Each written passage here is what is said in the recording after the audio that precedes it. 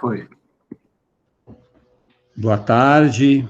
Então, hoje na nossa História da Arte 5, vamos dar uma olhadinha ainda nos museus norte-americanos. Vamos para Chicago, que também é um centro muito importante de arte, então,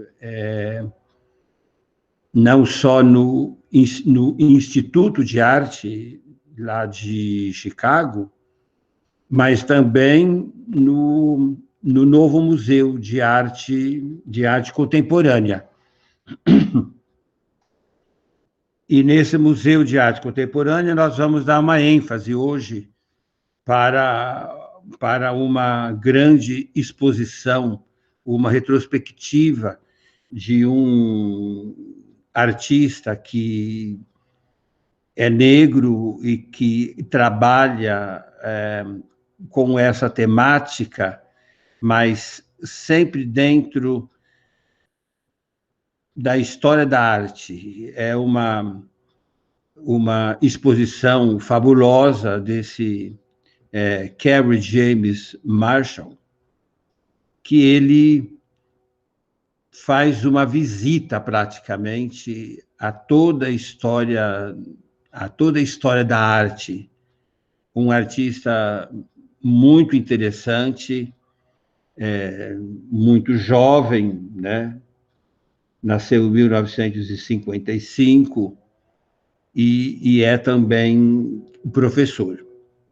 Então, essa vai ser a ênfase dentro da pós-modernidade, como é que se trabalha a arte, sempre se referindo à própria história da arte.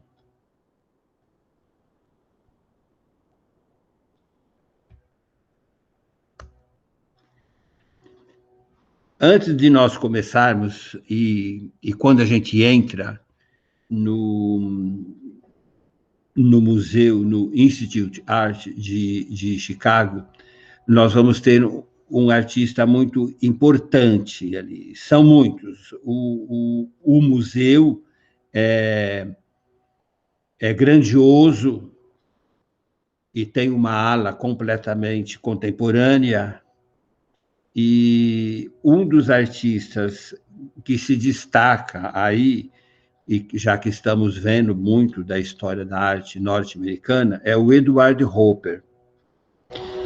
O Edward Hopper, ele nasceu em 1882, morre com 84 anos, em 1967. Né?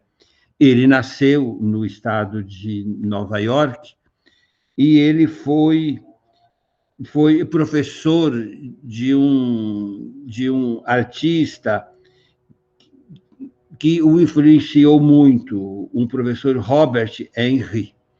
E esse professor, ele sempre incentivava os seus alunos, que inclusive até criaram uma escola que se chama da escola de Ascan, da mesma maneira que a gente viu que tem a escola de Washington, de Nova York e de São Francisco. Então, essa escola, bem do início do século XX, esse professor Robert Henry incentivava que os alunos fizessem as suas obras muito realistas e também que mostrasse a vida urbana norte-americana. E ele se especializa nisso, sobre essas vistas norte-americanas, né? E, além desse professor nos Estados Unidos, ele fez 3 viagens de estudo para a Europa, e ele sempre esteve focado nos artistas realistas. Ele não se deixava levar por quando ele foi lá, na segunda década do século XX, não se deixou influenciar pelo dadaísmo, nem pelo cubismo, né, por essas escolas que outros artistas que naquele momento estavam dando grande importância. Ele é quase que assim, à margem total disso tudo, nem se preocupando nessa tendência de uma destruição da imagem e da busca da abstração. E quando ele volta dessas viagens, ele ainda continua durante muito tempo como um artista comercial. Nos Estados Unidos tem muito campo de trabalho para o desenho de ilustração, para os catálogos das vendas, eles vendem, compram muito através de catálogos, então era muito comum você fazer isso, até muito comum também fazer os cartazes de cinema. E ele, na realidade, ele só depois de um certo período, depois dessas 3 viagens, e ter trabalhado comercialmente com esse tipo de desenho ilustrativo, é que ele se firma, né, quando ele faz um quadro sobre um posto de gasolina, né? Eles lá chamam de estação de gasolina.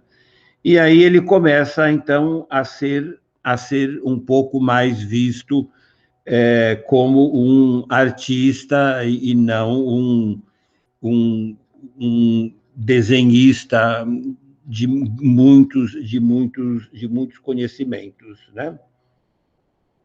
Então, ele vai ter os seus temas, vão ser os postos de gasolina, os hotéis, as ferrovias, as ruas sempre vazias, os edifícios vazios, né?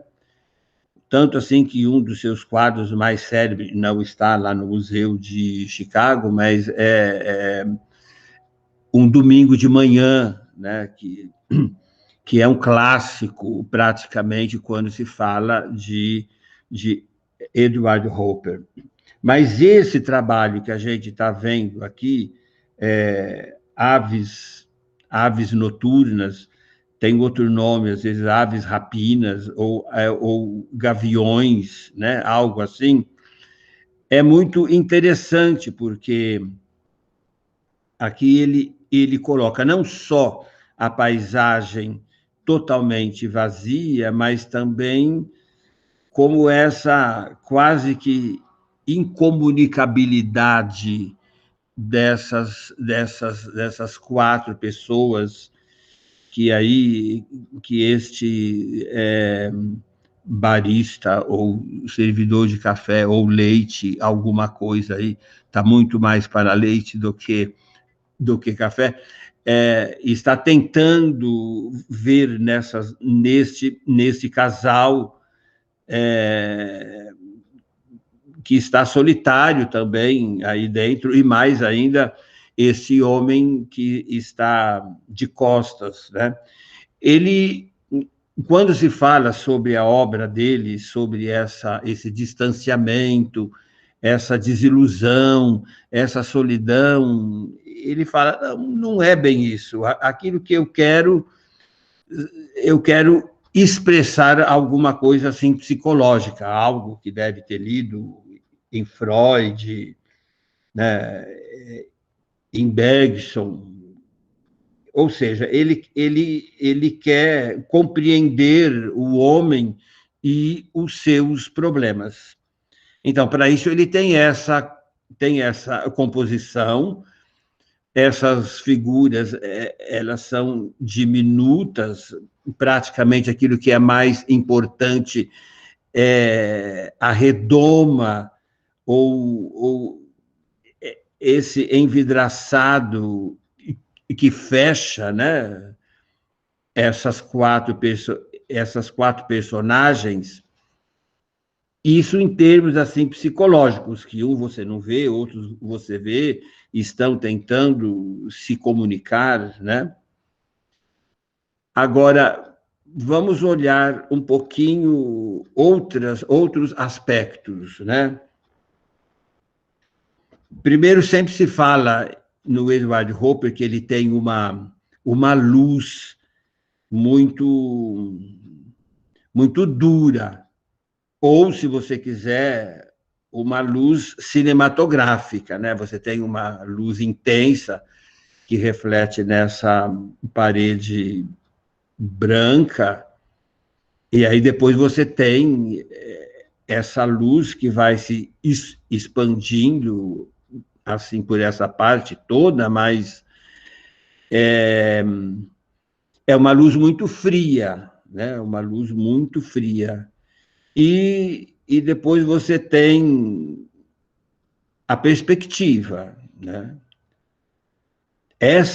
Antes de falar da perspectiva, você tem esses cantos muito exatos da luz, né? Se você pegar uma obra, todas as obras do Hopper, que você pega para você olhar a incidência da luz, ele segue a perspectiva exata e como que ele vai, por exemplo, esse detalhe aqui, ele amplia para lá, depois essa luz toda que sai de dentro, ele vai para outro lado, né?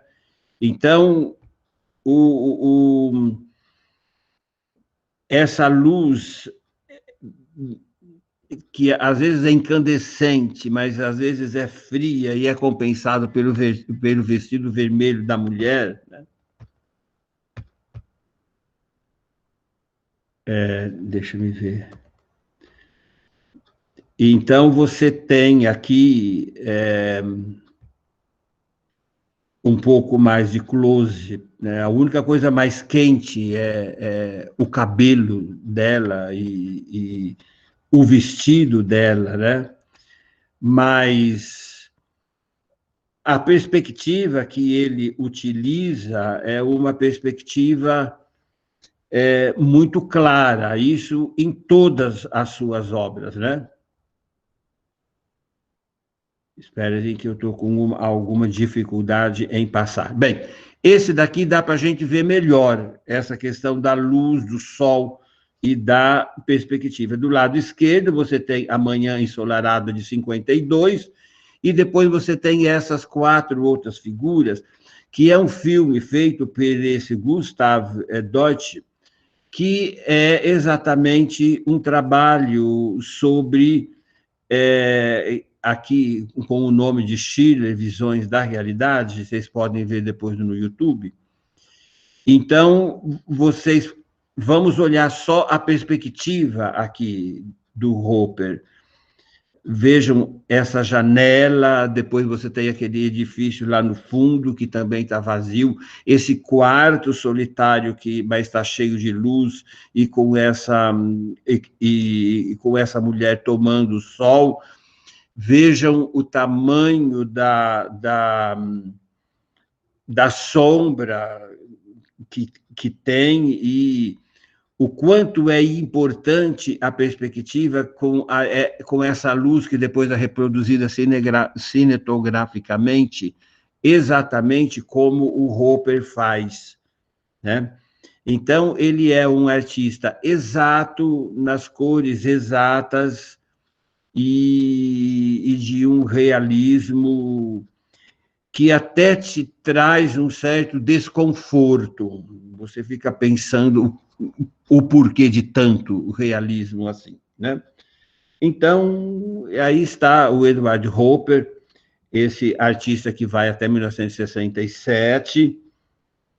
Quando ele morre, a mulher dele, que também era artista, a Josephine Nivison, ela doa para o Museu Whitney Museum of American Art de Nova York. Então, a obra dele fica mais no acervo deste museu, né?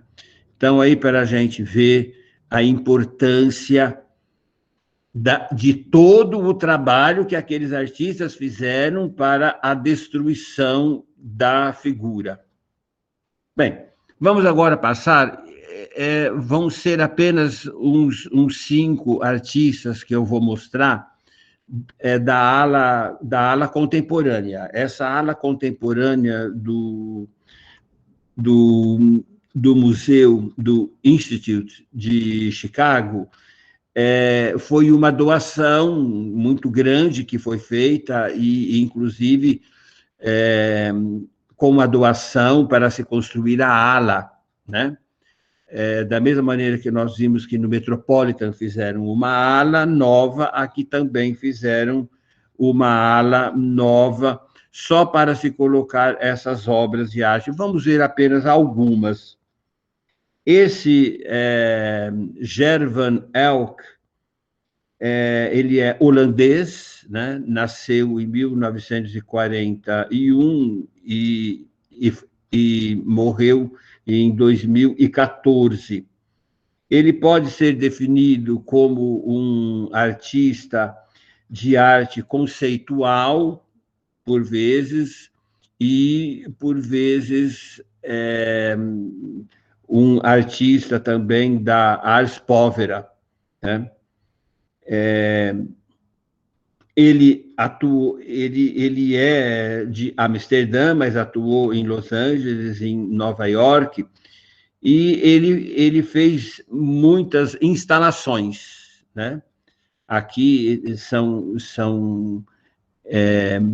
é tela, né? Fotografia. Ele trabalha muito com fotografia e depois ele pinta sobre a fotografia, né? Fez muitos filmes, e aqui ele está aí vendo, está mostrando que está se puxando, né? Uma escultura que, na realidade, é uma soft sculpture, ou é uma como se fosse um tecido na parede, né? E então coloca de uma maneira dupla a própria imagem de fotografia dele, então puxando essa imagem. É uma obra instigante. Depois uma outra de obra conceitual, né? Escrito apenas, retirado daqui para de onde veio e levado para um lugar, e usado de tal maneira que podemos permanecer apenas com uma representação do que era, de onde veio, né? Então, vai se ter muito nisso, na arte conceitual, você apenas tentar conceituar a sua obra e não realizar. Você vai fazer um projeto de sua obra. Lá no fundo, à esquerda, são as fotos de um alemão muito interessante, que ele já esteve na Bienal de São Paulo, e são fotos de caixas d'água das indústrias do final do século XIX, ou durante o século XIX e começo do XX.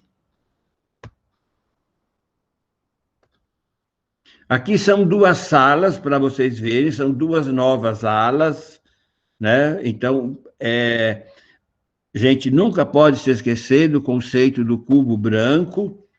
Se você visitar o museu antes, você vai ver que as paredes são pintadas, que as telas têm molduras, que ainda pode se colocar, só para uma maneira ilustrativa, você coloca como que eram as obras colocadas no século XIX, ou mesmo no início do século XX, uma muito perto da outra.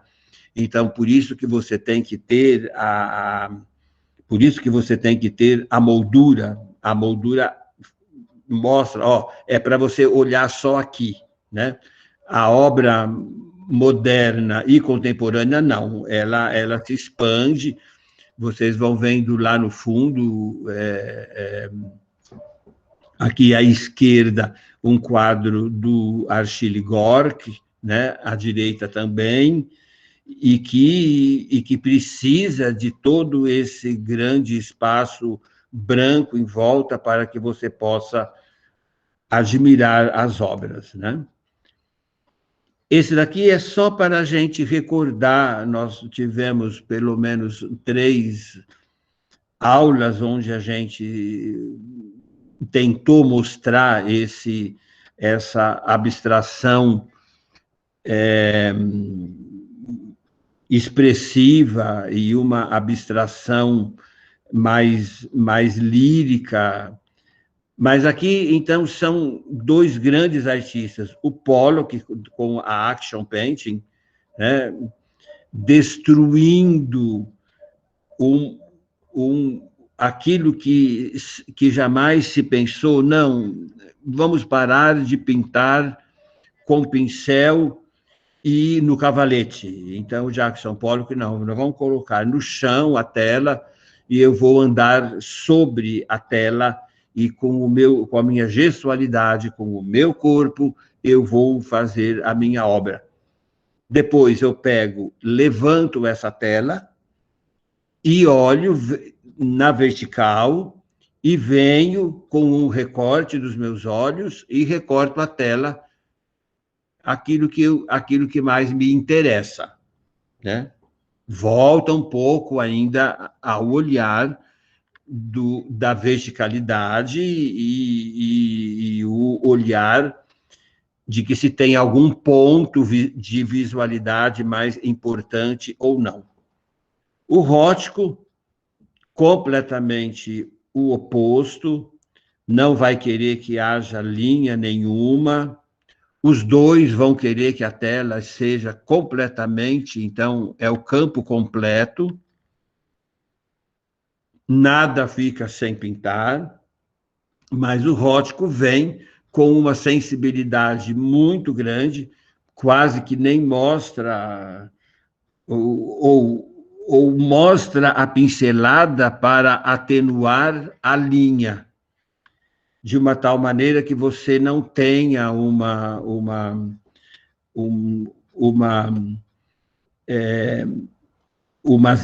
as linhas duras, né? Você não tem aí 3 retângulos, mas você tem 3 formas flutuando sobre, assim, pela sua visão, né? Não hard edge, né? Então, aqui você tem quase que uma busca de uma espiritualidade. O Jasper Johns nós já vimos, né? Vimos que ele trabalha, então, com esses alvos, né? Com os emblemas, né? Também colocando a cor em todo o campo pictórico, e do lado a gente vê o oposto, apenas com linhas, né?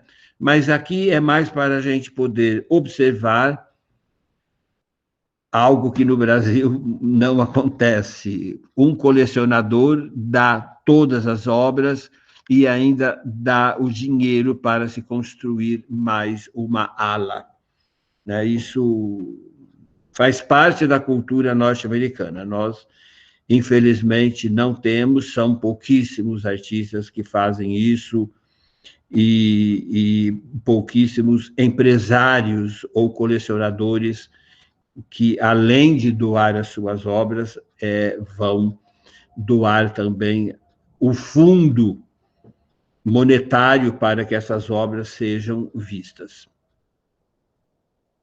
Esta obra é muito conhecida, né? É Uma Natureza Morta, e é interessante que o Damien Hirst, né? Para falar um pouquinho dele, antes de ver mais obras dele, né? Ele nasce em 1965, em Bristol, na Inglaterra, né? E ele vai, então... Ele tem uma infância um pouco conturbada. O pai dele se separa da mãe, a mãe era uma irlandesa católica muito rígida e nunca ia bem nas escolas, sempre aprontando umas e outras, né? Foi, assim, advertido pela polícia por pequenos furtos e tudo mais. Então, nunca foi, assim, o menino exemplo, né? Aí depois ele vai, depois de diversos estudos, ele vai para a Young British Arts, que é um grupo dos anos 90, que vai ser meio assim tutorado por um colecionador, empresário, Charles Saatchi, e com isso o Damien Hirst começa a ter uma visibilidade maior, né? E vai se tornar o mais polêmico dos artistas britânicos e vai ser o que vai vender, assim, as suas obras são as mais caras do mundo, né? E esses colecionadores que vão assim dar corda para esse artista que vai se tornar o artista mais rico da Inglaterra, talvez que até hoje seja ele, né? E vende as suas obras caríssimas e tem vamos dizer assim, um fundo monetário de quase 400 milhões de libras esterlinas. É interessante agora a gente falar um pouco também disso, a gente nunca fala de dinheiro nas obras de arte, mas esses artistas contemporâneos aqui, assim, eles são movidos ao exemplo, tanto de Picasso quanto Dalí, que o artista tem que ganhar dinheiro, que o artista tem que ser rico e tudo mais, né? Então, aí, o Damien Hirst vai ser quase que um protótipo disso tudo. Eu vou fazer uma leitura um pouco livre sobre esta obra, né? Mas antes disso, a gente tem que pensar que, como ele teve alguns traumas na vida, ele vai o tempo todo trabalhar com essa temática da morte. A morte, os vermes, as caveiras, então é tudo muito tétrico, tudo muito quase que sem saída nenhuma, né? Então, aqui, nessa natureza que é dessa série de vitrines de medicina, ele tem esse display aí com esses equipamentos cirúrgicos que são milimetricamente arranjados um do lado do outro, né? É uma ordem assim primorosa desses objetos, né? E que são apresentados de uma tal maneira que nos dê uma fascinação sobre essa medicina moderna, né? Isso ele se inspirou em um filme desse Dead Ringers, que é sobre eram dois irmãos doutores gêmeos, mas assim que eram também psicopatas, eram praticamente serial killers, né? E então ele assim, isso no filme. Agora o Hearst ele descreve, né? Essa essa sensacionalidade e ele mesmo se identifica como um realismo. Ele sempre fala, olha, eu sempre procurei, me dizem que eu sou realista, mas eu não quero uma pintura que apresente alguma coisa que seja realidade, né? Mas ele quer o objeto em si, e não a representação real do objeto, né? Esta foto, ela foi tirada no Museu Brandshorst de Munique, que fica ao lado da Galeria de Arte Moderna. E aqui é uma outra obra do Damien Hirst, que quando esteve aqui em uma exposição na Oca, uma parte dessa obra veio. Aí vocês estão vendo o reflexo, porque é uma grande quantidade deve ser vidro muito fininho, com todos os tipos de pílula, né? E o título eu coloquei mais porque talvez ele esteja vivendo um pouco desse momento. Veja como que é o título. Neste momento terrível, nós somos vítimas dependentes e abandonadas em um ambiente ao qual recusamos o conhecimento espiritual.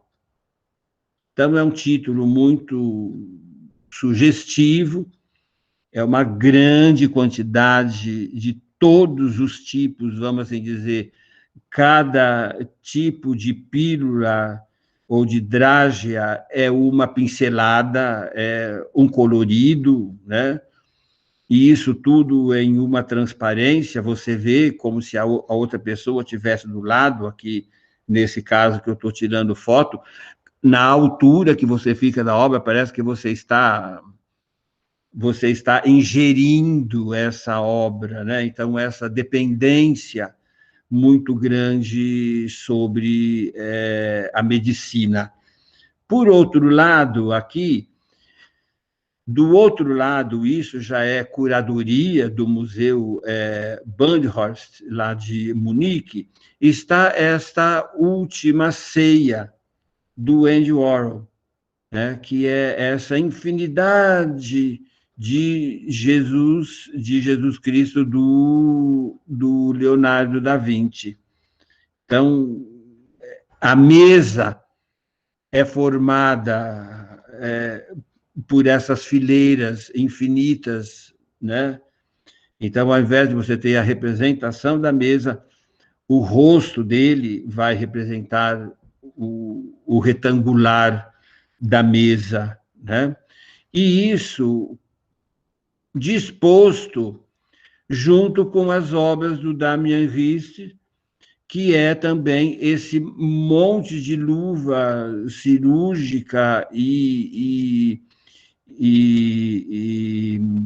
bulas de remédio, né? Então, é muito intrigante esta colocação, junto com o título da obra do Damien Hirst, falando, olha, nós não estamos ligando para a espiritualidade, e no meio esse monte de bulas, e depois do outro lado você ter a última ceia do Andy Warhol. Então, isso que eu queria mostrar um pouco, que a curadoria é muito importante. Não é só a espacialidade que é importante dentro da arte contemporânea, mas esse diálogo de uma obra com outra.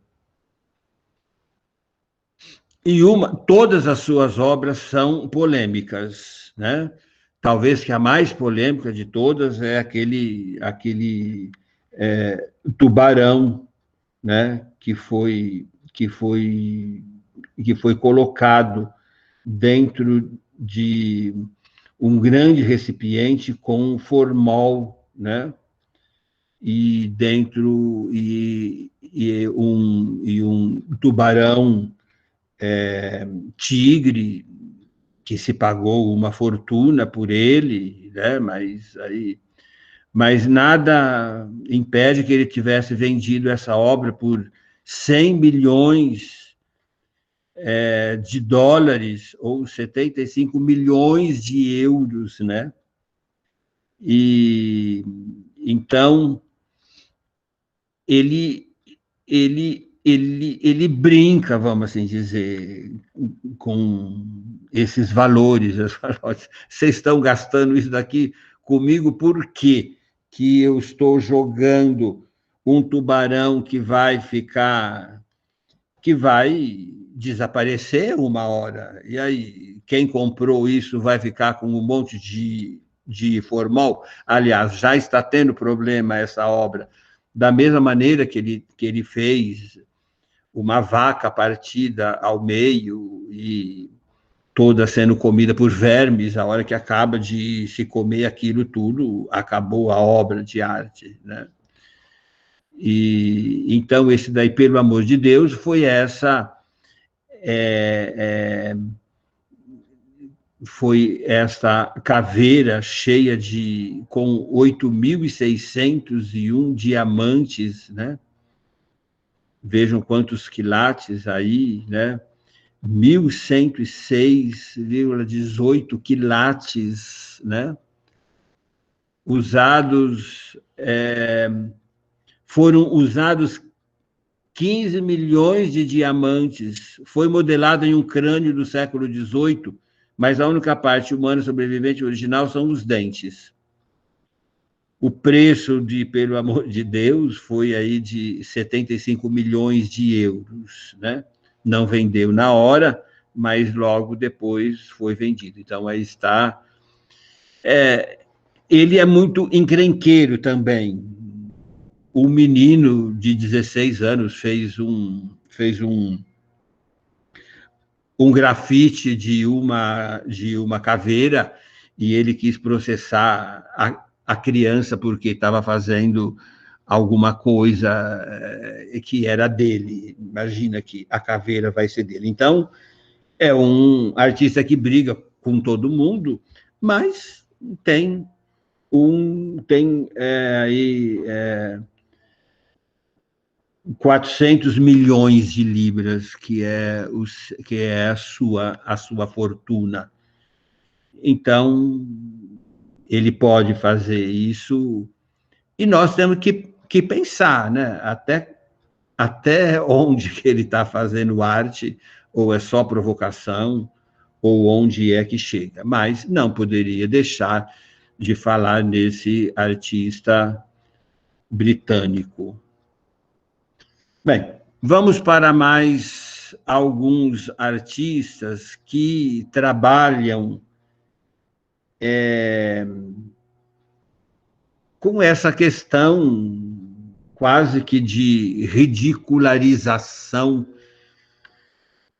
das coisas, ou o cômico entrando dentro. É muito difícil você, mas tem, né? O cômico dentro da obra de arte.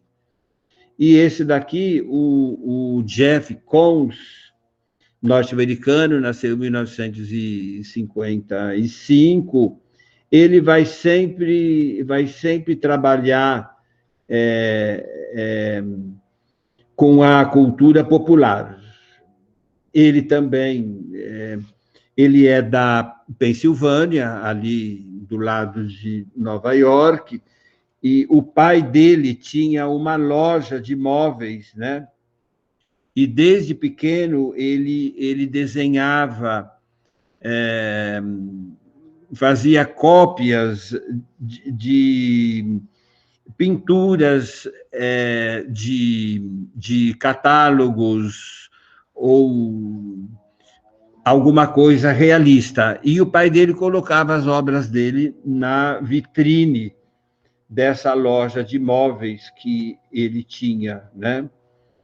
E ele era, depois que ele foi estudar em Baltimore e depois em Chicago, ele ficou assim muito fã do Salvador Dalí, tanto assim que naquele período já assim nos anos 70 ele usava cabelo vermelho, né, e bigode vermelho, da mesma coisa das extravagâncias do Salvador Dalí. Mas depois ele foi corretor de ações e ele mais tarde começa a trabalhar mais ou menos como o Andy Warhol, né? Ele vai ter assim um local muito amplo para ele trabalhar e ele vai começar então a trabalhar com esculturas, sempre inspirado na cultura popular. E ele então faz uma fábrica de arte muito no Sorro, muito semelhante ao Andy Warhol, né? E tanto assim que ele era adepto, como o Andy Warhol, de que a obra tinha que ser automatizada. Então, não necessariamente que a obra seria feita por um artista só, ou por um. Ele tinha vários assistentes. E começava uma obra, isso, e depois a obra era terminada por alguém, e quase que uma linha de produção de obras, né? Agora, ele é muito conhecido porque ele trabalha com aqueles bonecos imensos, infláveis, que no dia lá, 4 de junho, lá nos Estados Unidos, tem grandes paradas, né? Então, no dia dessas paradas, tem aqueles animais, aqueles bonecos infláveis, muito grandes, né? E ele fez essa série de infláveis, e isso era vendido assim a preços absurdos, né?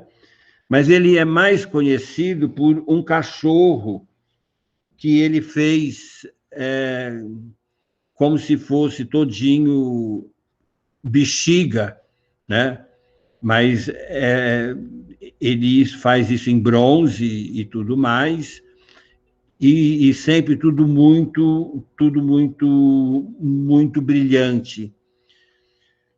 No Museu de Bilbao, lá da Espanha, ele tem na frente um imenso cachorro que você precisa ficar colocando flores nele, amor perfeito, como se fosse um jardim vertical. Mas essa obra que nós estamos vendo aí, essa mulher na banheira, que é uma coisa estranha, né? Isso assim, feita por porcelana, e tem essa maneira de ser terminada, uma coisa contemporânea, mas ela se refere às figuras do Rococó, do século XVIII, né? E ele vai, então, fazendo várias obras nessa série de banalidade. Ele sabe que é isso mesmo, né? E muitas vezes tem um pouco de erótico, de cômico, mas sempre imagens muito kits, né? E e, e ele está sempre provocando no espectador ou um gosto para o bem ou então para o horroroso, né? E isso ele faz logo. Assim, a primeira coisa que quando você vê uma obra dele, você fala, que coisa horrorosa, que kit, não quero ver isso, né?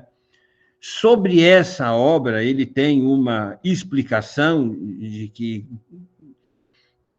que na casa dos avós dele tinha em cima da sala, em uma mesa, em cima da sala da mesa de televisão, tinha uma pequena porcelana de uma menina dentro de uma banheira, né?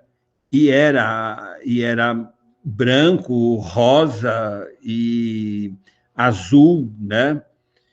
E ela tinha as pernas também assim cruzadas, né?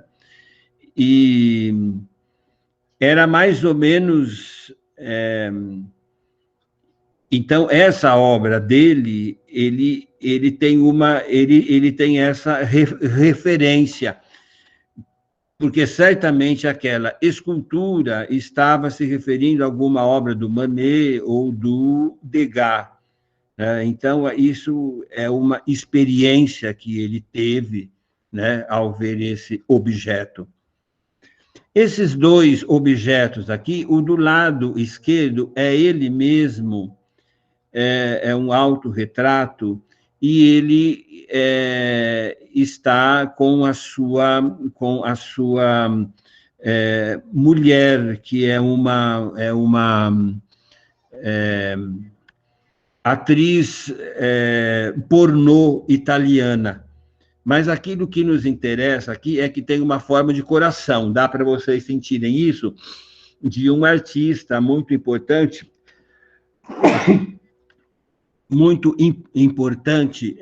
o Antônio Canova, do século XIX, que faz essa obra assim, muito adocicada. Desculpem que aqui na Serra está muito frio.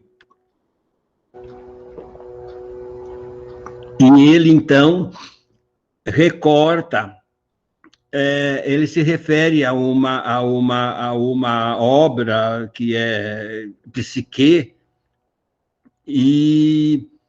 mas só que ele retira aqueles personagens mitológicos e se autorretrata junto com a mulher, e aí a escultura ele coloca essa forma kit também de coração. Essa outra obra que vocês estão vendo aqui, com essa moldura totalmente rococó e espelho, se chama Cristo e o Cordeiro. Então, aí é um pouco difícil, porque você teria que ficar andando na frente, se deslocando em frente da obra, porque esta obra é muito vagamente a Nossa Senhora e a Nossa Senhora e Isabel e Santa Isabel com o São João e o menino Jesus, né? Então seria aí uma referência a uma obra da Virgem das Rochas, com lá do Leonardo da Vinci.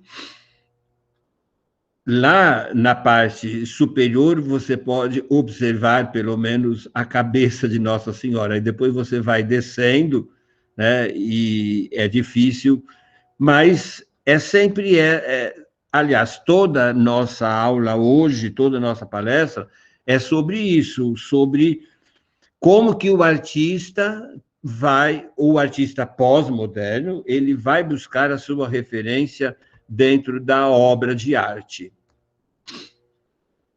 O John Currin, esse John Currin, ele é assim conhecido como o pintor das mulheres. E, o referencial dele, que estamos falando isso, ele vai se inspirar nas obras dos mestres alemães, como Cornelis van Harlen e Franz Haus, onde tinha-se, principalmente na Holanda, tinha-se e na Alemanha, esse tipo de pintura grotesca, tanto de homens quanto de mulheres, de velhas e tudo mais, né? Agora, ele vai assim,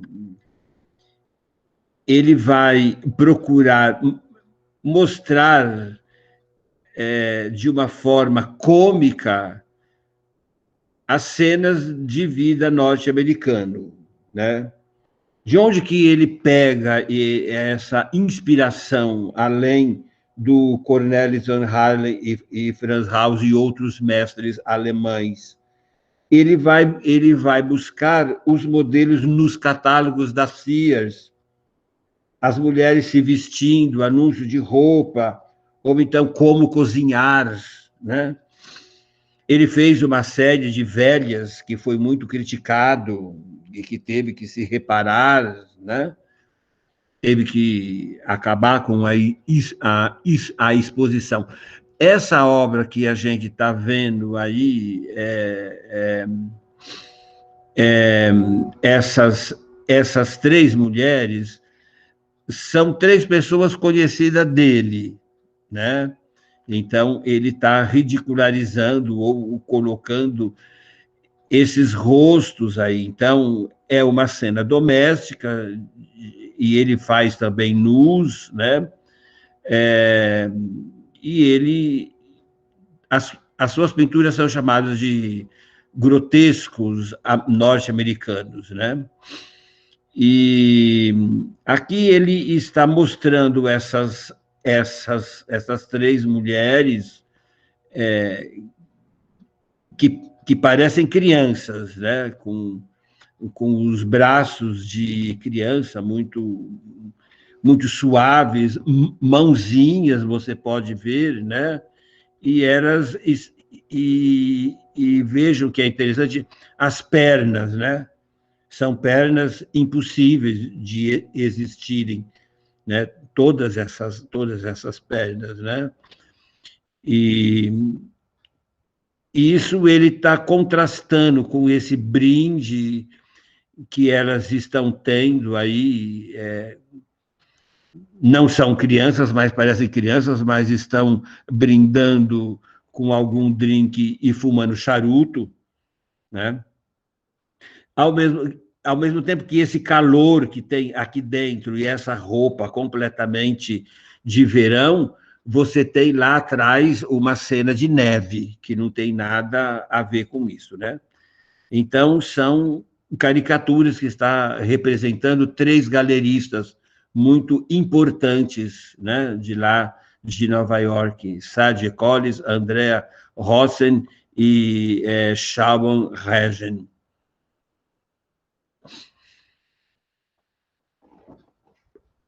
Marisol ou Maria Sol Escobar é uma artista aí, se os alunos se interessarem sobre artistas mulheres, essa artista ela é muito importante, né? Ela nasce em Paris, mas é venezuelana e depois vai para os Estados Unidos e volta para Caracas e depois vai viver em Nova York. Era filha de uma família riquíssima da Venezuela, que mexia com petróleo e também com imóveis, né? A família riquíssima, mas a mãe suicidou-se quando ela tinha 12 anos. E ela parou de falar.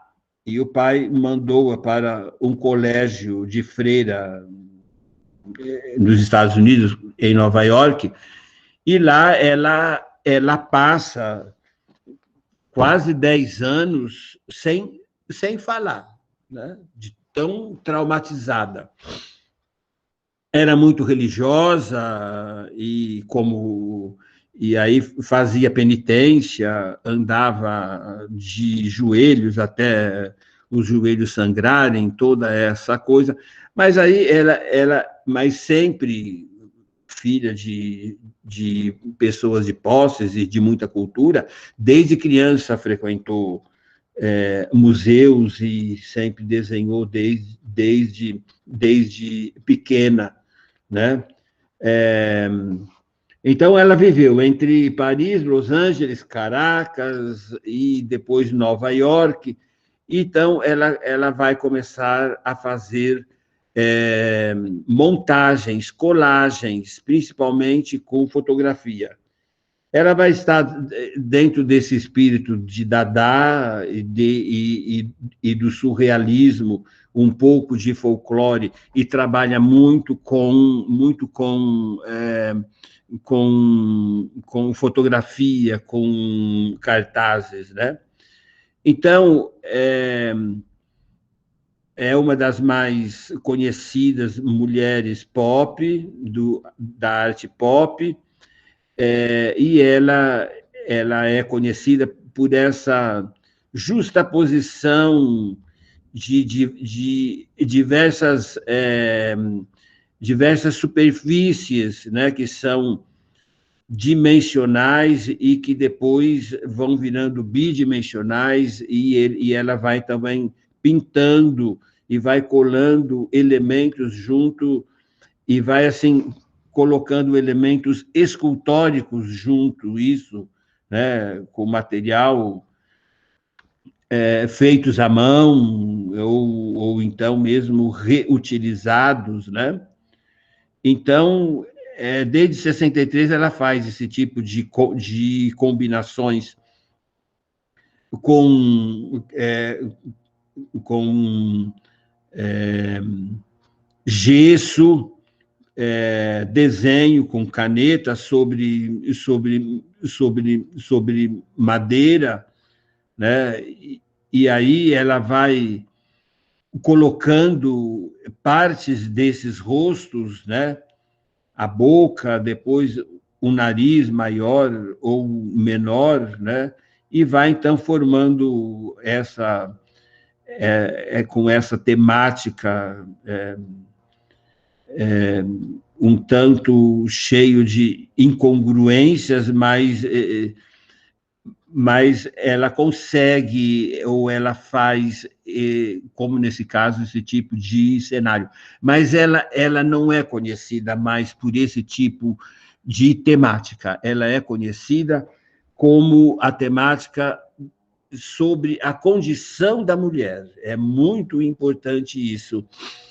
Não como a mulher é vista pelo homem, como, vamos dizer assim, a mulher observada pelo homem como esposa, mãe ou sedutora, né?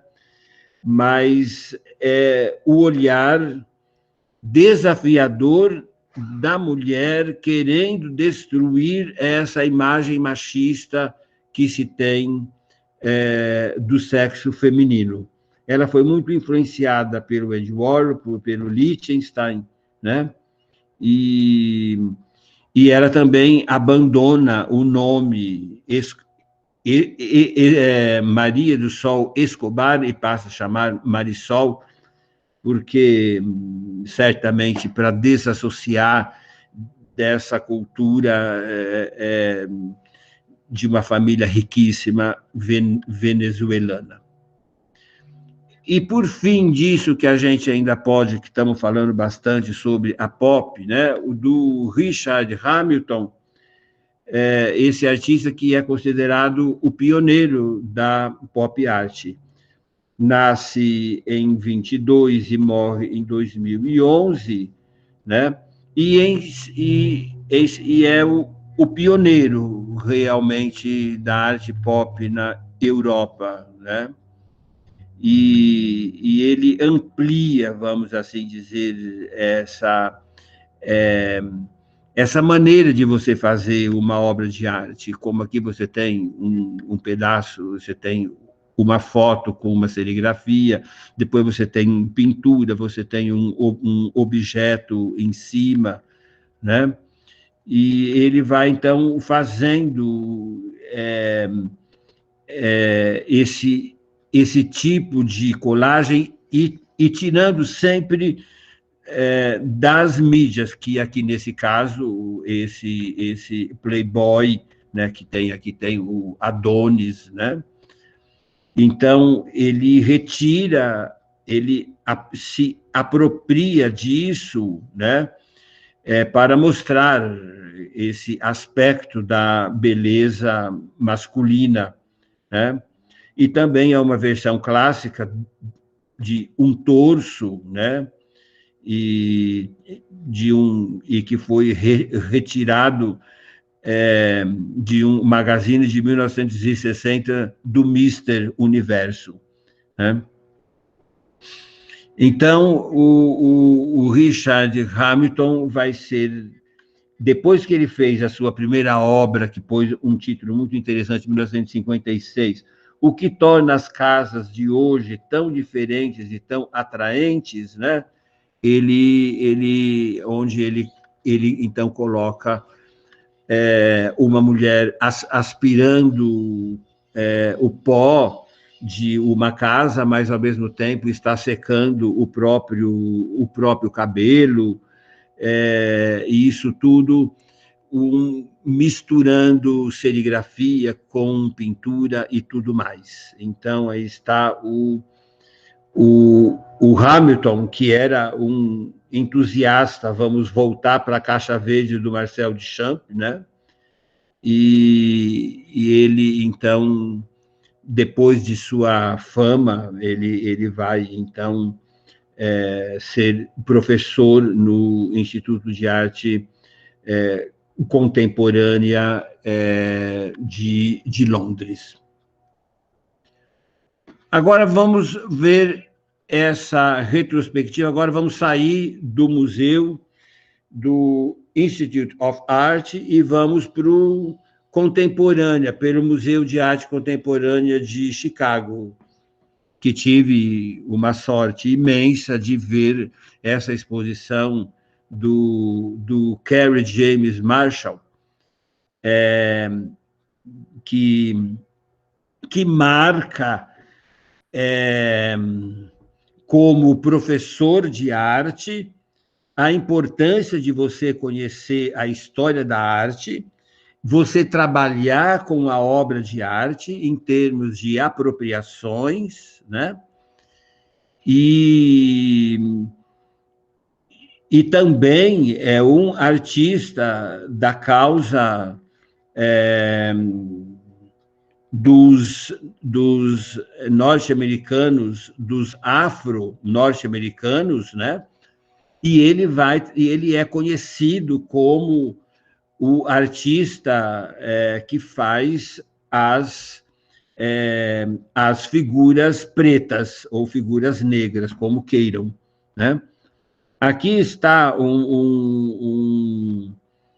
ele mesmo faz esse imenso cartaz aí, onde vocês podem ver que tem aí desde uma figura japonesa, depois uma africana, e depois você tem um bolo kit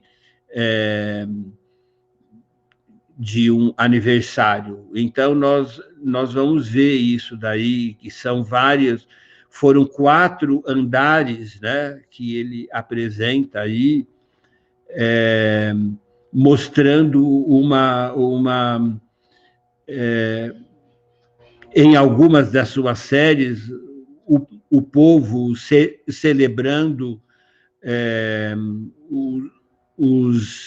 as festas de honra, né?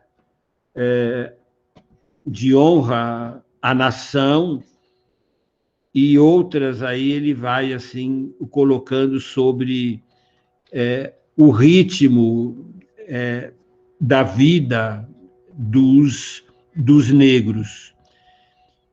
Então, vou traçar aqui um pouco, fazendo alguma descrição um pouco livre da crítica, depois cada um pode ler essa crítica com mais profundidade, né? Então, aqui tem essa moça que está reclinada, como um Déjeuner sur l'herbe, lá do Manet, né? E em primeiríssimo plano tem um spot aí que está iluminando com esse grampo aí que a gente pode ver, isso auxilia e te dá uma profundidade, e mais para o fundo você vê um outro spot. Então, ela está iluminada aí, né? E é interessante que ela está sendo fotografada, ou está sendo fotografada para ela mesma, ou para quem queira, como uma imagem de desejo, né? E ele vai observando aí que também essa vida dessa mulher negra tem o seu glamour, né? Então, ela vai... E que dificilmente esse glamour de uma mulher negra é vista em algum museu. Todas as obras, praticamente, que nós vamos ver dele, é sempre essa crítica, como essa daqui, né? Não tem título, mas é essa mulher ou menina no espelho, que Marshall está observando, observa as imagens, né, do corpo negro, né, que muitas vezes pode ser traumatizado ou não, mas aqui está se mostrando para si como uma satisfação própria, individual, né? Ela está na frente do espelho, de um espelho de dentro do quarto. Ela deve estar assim conversando consigo mesma. Não há espectadores. É algo para si, para a própria satisfação, né? Então, ele coloca que esse trabalho, como outros que foram em galerias que representam a criação da própria imagem associada à beleza, ao desejo e à alegria, né? Então, esse ato de olhar, de estar de pé, que pode ser uma negociação, né, dessa pintura entre o objeto, aquele está, que está se vendo, e o artista que está vendo também, né? Essas manchas aí, blot, são essas manchas. Era muito comum se fazer um tal de teste de Rorschach, né? E aqui ele então mostra, porque essas manchas, segundo esse teste, mostraria coisas de sua personalidades, né? Mas aqui não, aqui ele usa essas manchas como uma abstração, né? E não, vamos assim dizer, querendo buscar alguma explicação, né? Então, essa mancha não é uma abstração, realmente porque nós a conhecemos como tal. E a mancha é, particularmente, um tipo de figura, né? Ele, então, coloca dentro desses termos. Aqui um estúdio, antes de mais nada, aqui a gente vê o quanto que esse artista conhece de história da arte, o quanto que ele consegue remeter a muitos artistas, e que pintura que ele tem, um domínio da técnica muito grande. Então, aí ele tem essa referência dessa obra de 2014, que é um estúdio, mas ele não põe título, né? E que está lembrando como que são os estúdios dos artistas. E ele vai fazendo várias referências ao Velázquez com As Meninas, o Gustavo Courbet, né? Que é uma obra do século XIX. Em primeiro plano, ele coloca aí essa mesa com esses pincéis, né? E depois, do lado esquerdo, um quadro apenas iniciado, e ele vai, então, vai mostrando partes, várias telas, lá no fundo, onde está aquele homem, lá no fundo, várias telas sobrepostas, né? Então, é quase que uma história de diversos ateliês, como esse. Ó. Então, ele se inspira nesse ateliê aqui do Courbet, que criou um escândalo imenso na ocasião. O Courbet quase que foi preso, porque estava se falando que ele colocou uma criança na frente de um nu feminino, aí depois ficou-se resolvido que não era nada disso, que essa mulher nua nunca esteve dentro desse estúdio e que simplesmente foi feita por meio de uma fotografia, né? Então, aqui ele então vai assim trabalhar, né? Lá nesse daqui você vê que ele está sendo inspirado a essa grande paisagem, ou seja, a mulher é o motivo da inspiração, ou perdão, é a alegoria da inspiração, né? E aqui você veja que o artista está colocando na melhor posição, mexendo no cabelo, na cabeça, né? E então aí você tem, além disso, você tem esses detalhes, né? Que são os instrumentos dos artistas, e é tudo cheio de muito símbolo, de muita coisa. Tem esse crânio, né? Aí depois tem esse cachorro aí embaixo, e esses quadros são muito grandes, né? A cada quadro você tem uma verdadeira surpresa. Esse daqui vai se referir, esse gesto que vocês estão vendo, desse modelo que está com o braço erguido, é um gesto que os negros instituíram como o Black Power. Nas Olimpíadas de 1968, e naquela ocasião também eles usavam uma luva preta, né? Então, esse gesto que esse modelo está fazendo aí está se referindo exatamente não só à beleza do corpo do negro, e está se posando como se fosse um estúdio, ou um ateliê, ou mesmo uma classe com aula de modelo vivo.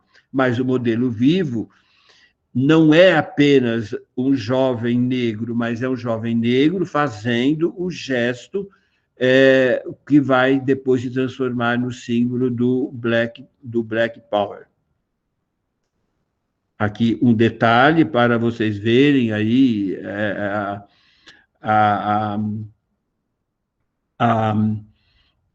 essa bolsinha Vuitton. Depois vejo em cima a chave do carro. Esse daqui é muito interessante porque é o retrato de uma abolicionista, Harriet Tubman, que ela se casou, mas aqui mas ela era uma revolucionária, né? E aqui é interessante que ele coloca como se ela estivesse sendo protegida pela imagem masculina, mas, na realidade, o que é interessante não é tanto só o retrato, mas é o quadro do quadro, né? A gente está vendo esse quadro e tem 4 mãos aí que estão como se estivessem montando a exposição.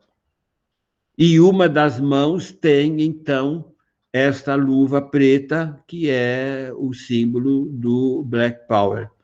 E aí, então, interessante, né, que ele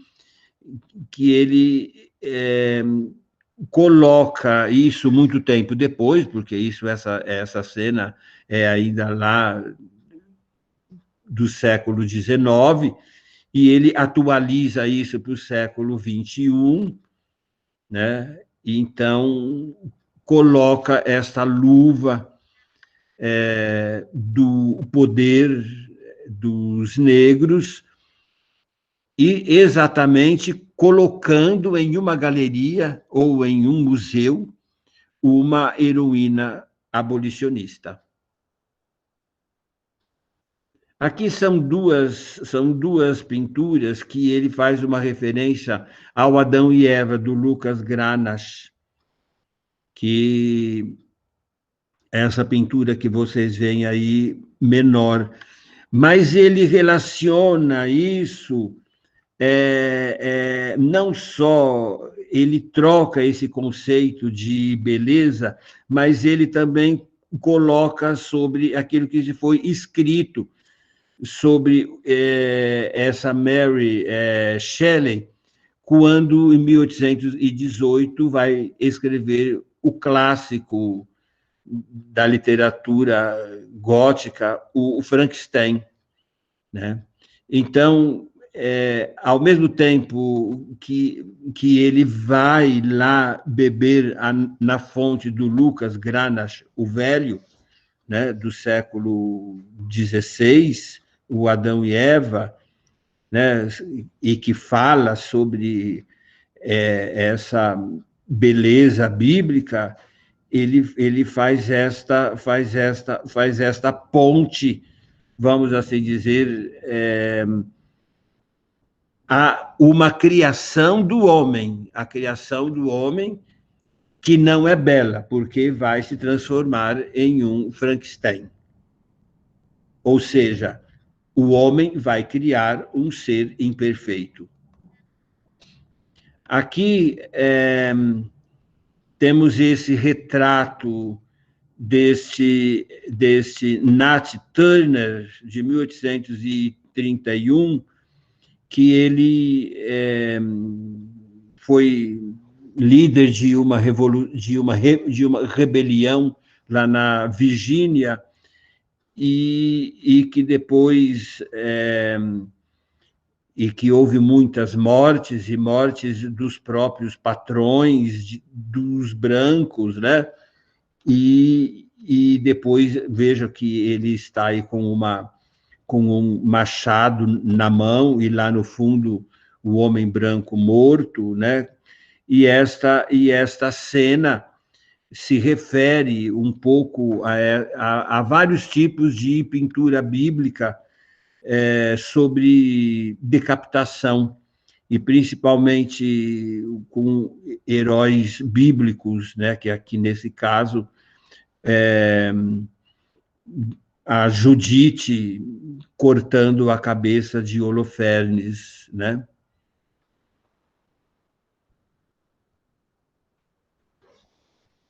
Aqui eu coloquei apenas 2 quadros, mas são 4 quadros que comemora uma rebelião também de escravos, né, de 1739. E é interessante que são 4 figuras de líderes, e é sempre a mesma figura, mas que ele vai colocando roupas diferentes e ele vai mudando o fundo do quadro, né? Vai iluminando o quadro, mas as 4 figuras, e aqui no caso são 2, elas continuam tão escuras, então elas não têm o alvorecer, elas não são visíveis, né? Mesmo colocando essa roupa aí aveludada como se fossem roupas da realeza europeia. 2 casos aqui também que ele refere-se à expulsão de Adão e Eva do paraíso, né, lá em cima do Massácio, e aqui embaixo, expulsão do paraíso, vão indo embora, né, mais ou menos assim. A África teve algo de mal, né? E é muito interessante isso, que tenha esses pássaros, esse tipo de cores também, né? Ou uma fuga do paraíso. E aqui outra referência também, novamente volta uma figura muito importante aqui, essa pintura da árvore do paraíso, né? E aí está, então, este casal que está debaixo da árvore do paraíso, e vejam que, bem em primeiro plano, a serpente.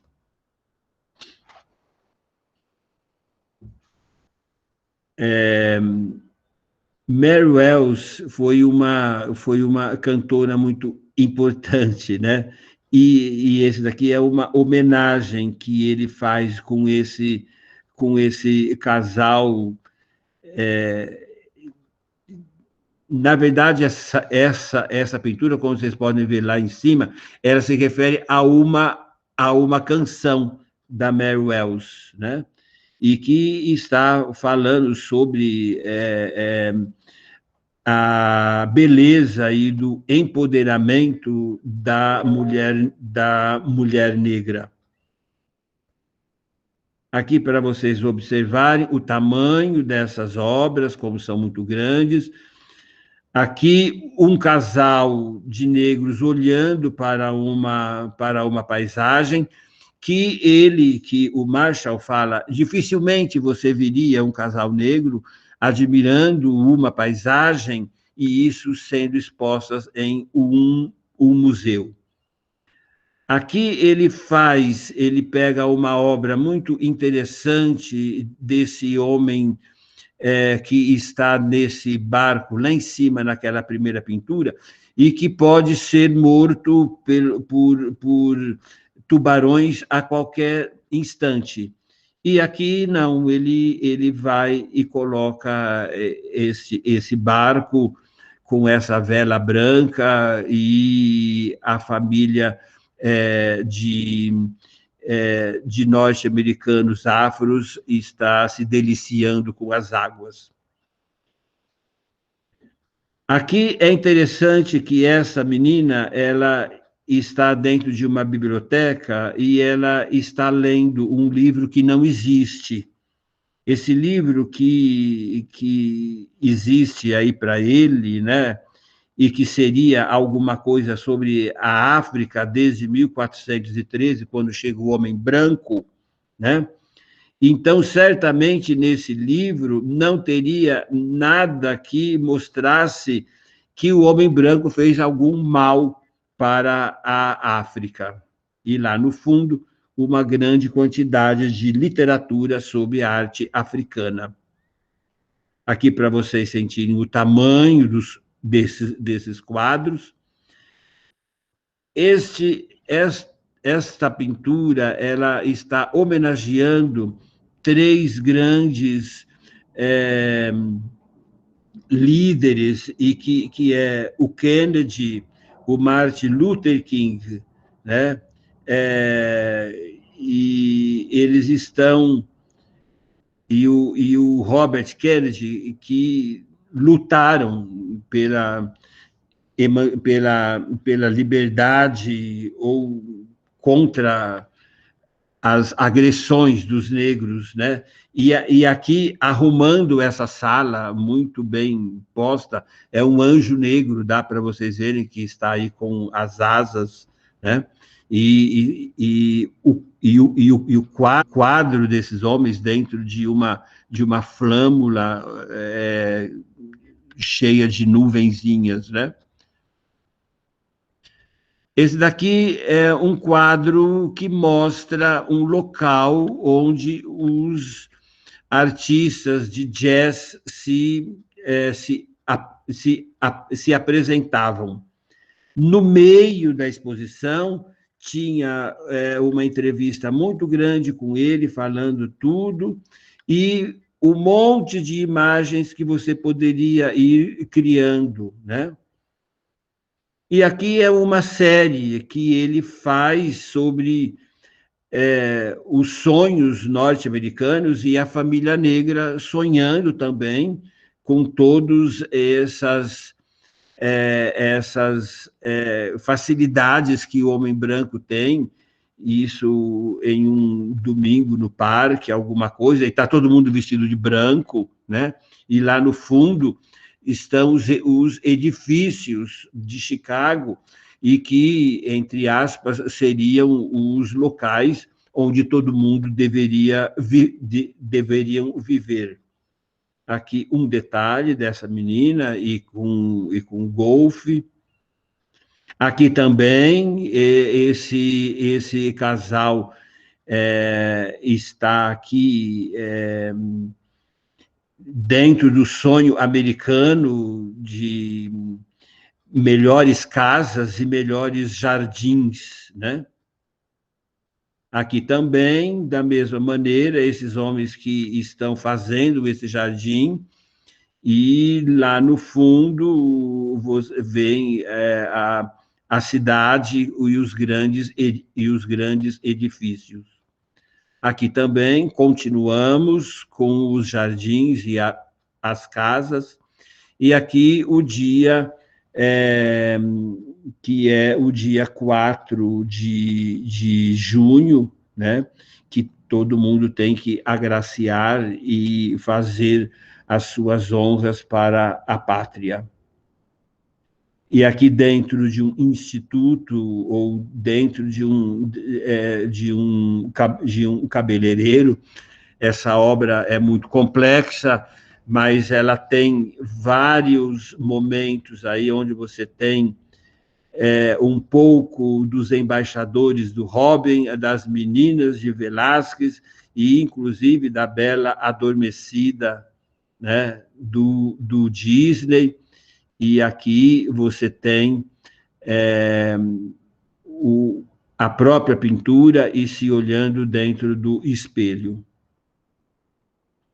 Aqui também uma referência à lição de anatomia de Rembrandt, mas aqui no caso um corpo negro, e aqui também com esses números que estão aqui em cima, tudo isso aqui são números cabalísticos, como se fosse uma grande, uma uma grande possibilidade de você ter toda a sua felicidade, mas você tem uma frustração dos seus desejos, né? Então, lá em cima, coisas boas, e aqui, amuletos, cartas de tarô e tudo mais, cobra, gato e tudo mais, não deixando que você tenha a sua felicidade plena. Mais uma vez, para a gente poder ver. E aqui eu termino essas aulas sobre pintura, mostrando o Jasper Jones, que no momento em que você começar a olhar essa obra, pintura do Jasper Jones, que não é mais pintura, mas que é uma escultura, que está dentro de uma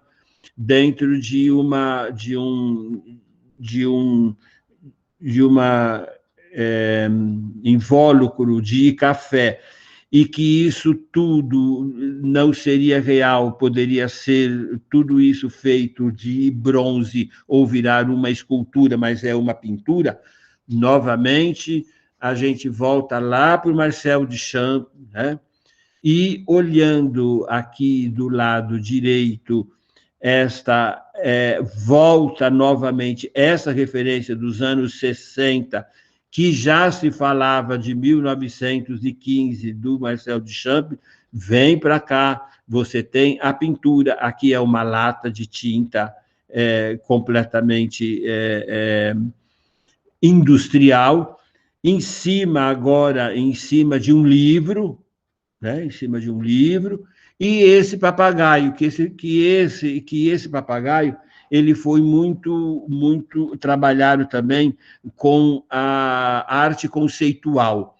E aqui o artista ainda pinta em cima do papagaio, pinta a arte abstrata.